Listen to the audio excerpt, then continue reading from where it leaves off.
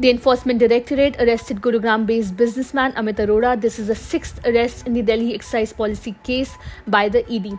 Arora was arrested last night under the criminal sections of the Prevention of Money Laundering Act. They said Arora is the director of Buddy Retail Private Limited located in Gurugram. He is expected to be produced before a local court where the agency will seek his custody, the sources said.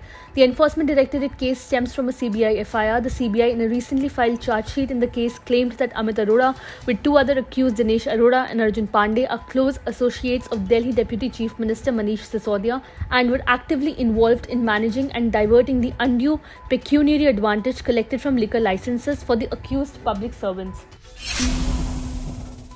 The Australia-India Economic Cooperation and Trade Agreement will enter into force on 29 December, announced Australia's High Commissioner to India Barry O'Farrell on Wednesday.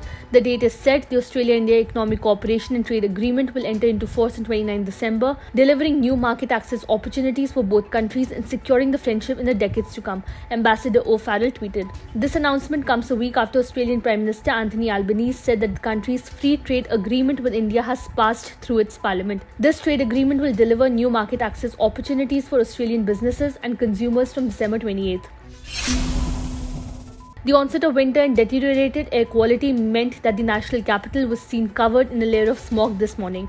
The Lodhi Road and Akshardham area were reported to have visible smoke and fog. The air quality index in the national capital was recorded at 332, which comes under the very poor category this morning as per the System of Air Quality and Weather Forecasting and Research SAFAR records. Earlier on November 29, the air quality in the national capital continued to remain in the very poor category as the SAFAR recorded Delhi's air quality index at 346 on Tuesday morning. On Monday, the SAFAR recorded Delhi's AQI at 317. New Delhi Television Limited co-founders Prannoy Roy and Radhika Roy have resigned as directors of promoter group vehicle RRPRH with immediate effect, the company said in a regulatory filing late on Tuesday. RRPR holding the promoter group vehicle of NDTV holds 29.18% stake in NDTV, which is being taken over by the Adani Group owned by businessman Gautam Adani. In a meeting that reportedly took place on November 29th, NDTV's promoter group vehicle RRPRH approved the resignation of Prannoy Roy and Radhika Roy, according to the statement released. RRPRH has approved Sudipta Bhattacharya, Sanjay Pugalia and Sentha Sinia Chingalvarayan as new directors on board with immediate effect, the statement added. The resignation comes a day after NDTV said that an entity backed by the founders had issued shares to a unit of Adani Group, taking the billionaire Gautam Adani-led conglomerate a step closer to taking over the media firm.